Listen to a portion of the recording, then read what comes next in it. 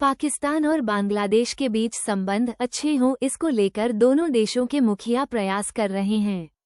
इस बीच एक बड़ी जानकारी सामने आई है। पाकिस्तान के साथ द्विपक्षीय संबंधों को और मजबूत करने के लिए बांग्लादेश लगातार कदम उठा रहा है। इस बीच पाकिस्तान में बांग्लादेश के उच्चायुक्त मोहम्मद इकबाल हुसैन ने इसी क्रम में दोनों देशों के बीच सीधी उड़ान सेवा शुरू करने की योजना का ऐलान किया है। बांग्लादेश से पाकिस्तान के लिए सीधी फ्लाइट। मोहम्मद इकबाल ने शनिवार को एक प्रेस कॉन्फ्रेंस में दोनों देशों के बीच गहरे व ऐतिहासिक संबंधों पर जोर दिया और यात्रा एवं संपर्क को सुविधाजनक बनाने के लिए सीधी उड़ानें शुरू करने का इरादा व्यक्त किया। उन्होंने कहा कि इस तरह के कदम पर्यटन, शिक्षा एवं व्यापार समेत विभिन्न क्षेत्रों में सहयोग को बढ़ाएंगे। कब से शुरू होगी सेवा?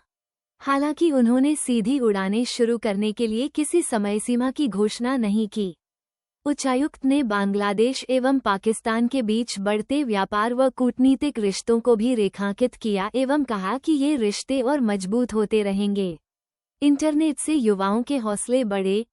हुसैन ने अभिव्यक्ति की आज़ादी के प्रति बांग्लादेश की प्रतिबद्धता को रेखांकित करते हुए बताया कि किस तरह इंटरनेट मीडिया ने युवा पीढ़ी को अपने अधिकारों की आवाज़ बुलंद करने के लिए सशक्त बनाया है और देश में अभिव्यक्ति की आज़ादी की मजबूत संस्कृति में योगदान दिया है। साथ ही उन्होंने खैबर पख्तूनख्वा में व्यापक निवेश अवसरों का भी जिक्र किया, खासकर स्वास्थ्य एवं औद्योगिक क्षेत्रों में। उन्होंने पाकिस्तान में बांग्लादेशी उत्पादों की मांग एवं चिट्टगोंग व कराची को जोड़ने वाले जलमार्ग के जरिए दोनों देशों के बीच जारी व्यापार का भी उल्लेख किया, जो बहुत कम है। अमेरिकी सेना ने गुरुवार को अल-कायदा से जुड़े आतंकवादी संगठन के सीनियर आतंकवादी मोहम्मद सलाह अल जबीर को मौत के घाट उतार दिया। सीरिया के उत्तर पश्चिमी हिस्से में एक हवाई हमले में मोहम्मद सलाह अल जबीर की मौत हुई। अमेरिकी सेंट्रल कमांड ने एक बयान जारी करते हुए कहा कि यह हवाई हमला आतंकियों के नेटवर्क को तोड़ने के लिए की गई। जाबिर हुराज अल-दीन नामक ग्रुप से जुड़ा था।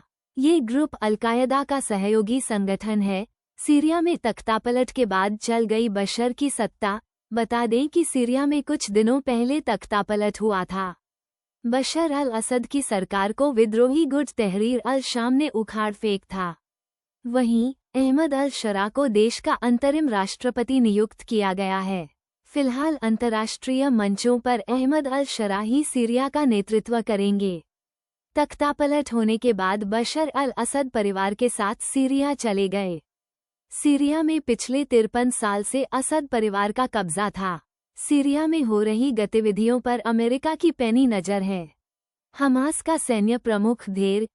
वहीं इजरायल ने फ़लस्तीन आतंकवादी समूह हमास के सैन्य प्रमुख मोहम्मद दैफ को हवाई हमले में मार गिराया। आईडीएफ ने इस घटना की पुष्टि की है। चीन की जनसंख्या में 2024 में लगातार तीसरे वर्ष गिरावट दर्ज की गई है।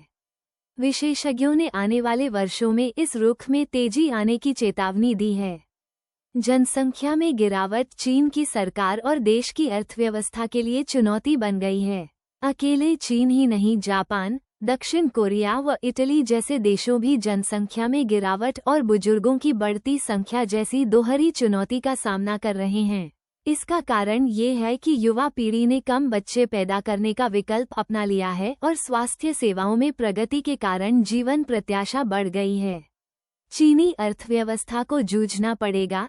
चीन के राष्ट्रीय सांख्यिकी ब्यूरो ने कहा है कि 2024 में लगभग 14 लाख कम होकर चीन की कुल जनसंख्या 1.408 अरब रह गई। शुक्रवार के आंकड़े ने इस चिंता को बल दे दिया है कि कामगारों और उपभोक्ताओं की गिरती संख्या के कारण विश्व की दूसरे पायदान पर आने वाली सबसे बड़ी अर्थव्यवस्था को संघर्ष करना पड़ेगा। जापान में भी गिर रही जनसंख्या, इसके साथ ही बुजुर्गों की देखभाल का खर्च बढ़ रहा है और सेवानिवृत्ति लाभ का बोझ भी पहले से ही कर्ज में डूबी स्थानीय सरकारों के लिए अतिरिक्त दबाव पैदा करेगा।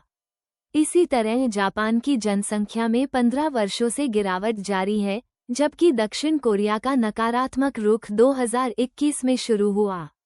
इटली में 19वीं सदी के बाद पहली बार जन्मों की संख्या 4 लाख से नीचे आ गई है।